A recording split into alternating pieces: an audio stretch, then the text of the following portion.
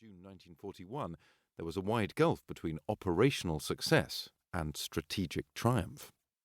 Operation Typhoon could not be just another extension of the German front netting another bag of Soviet prisoners.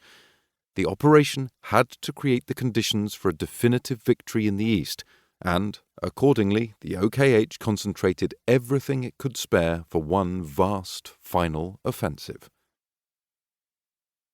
If there is one aspect to Germany's war which I have sought to illuminate in my previous books, it is the difficulties that were involved in the invasion of the Soviet Union. Far from waging a seamless blitzkrieg wreaking havoc on the Red Army, the German panzer groups in the conduct of their advance suffered debilitating losses, which, in the first 3 months of the campaign, had already undercut Germany's whole war effort. Yet the wide disparity in opposing losses between the Wehrmacht and the Red Army blinded the German command to anything but the most optimistic assessments of the war. As Germany's propaganda minister, Joseph Goebbels, noted on the 3rd of October, on the opposing side there is an optimism regarding the military developments on the Eastern Front, which is utterly inexplicable. However, General Wilhelm Groener, who helped direct the German occupation of Ukraine in 1918, had warned against precisely such complacency when campaigning in the East. According to Groener, anyone who wants to grasp the strategic nature of the Eastern theatre of war must not overlook historical recollections.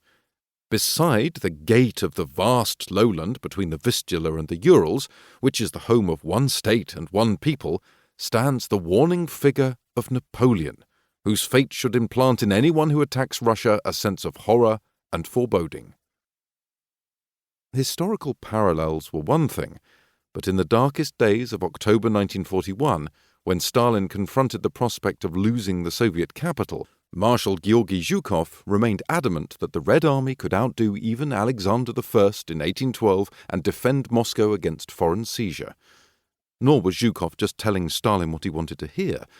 The Soviet dictator was clearly agitated and emphasized his desire for the truth in whatever form that might take.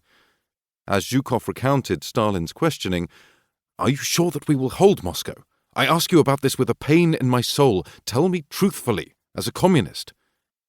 Zhukov's answer was blunt and unequivocal, which was altogether in line with his uncompromising nature. "We will, without fail, hold Moscow." Of course, Zhukov's assurance was by no means infallible, and Moscow continued to be confronted by a very clear and present danger, but Zhukov had one considerable advantage. As he had already learned in his defense of Leningrad, to beat the Germans he did not have to destroy an enemy force or advance his front to a distant objective.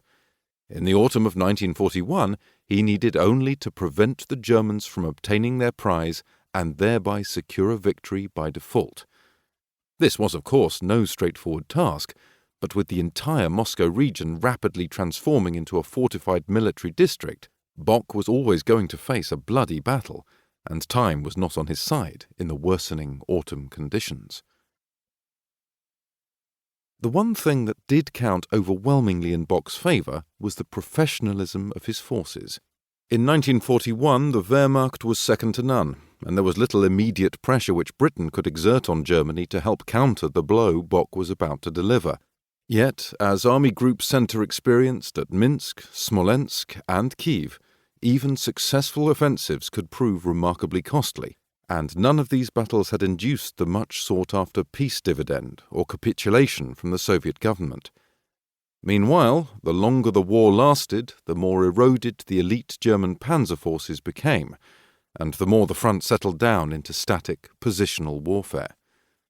Operation Typhoon was therefore a final effort aimed at breaking the looming danger of a stalemate and avoiding the uncertainty of a winter campaign. Capturing Moscow and ending the war in the East was always going to be a tall order, and yet, more than at any other time in 1941, the strategic situation in mid-October convinced the German High Command that they were set for victory against the Soviet Union. Even the Soviet government was planning for the loss of Moscow and nominated a new capital some 800 kilometers further east. Thus, for all the difficulties of the panzer groups, Hitler's new October offensive appeared to reinvigorate Germany's war in the East and, in the view of the German High Command, brought the Ostheer closer than ever to outright victory.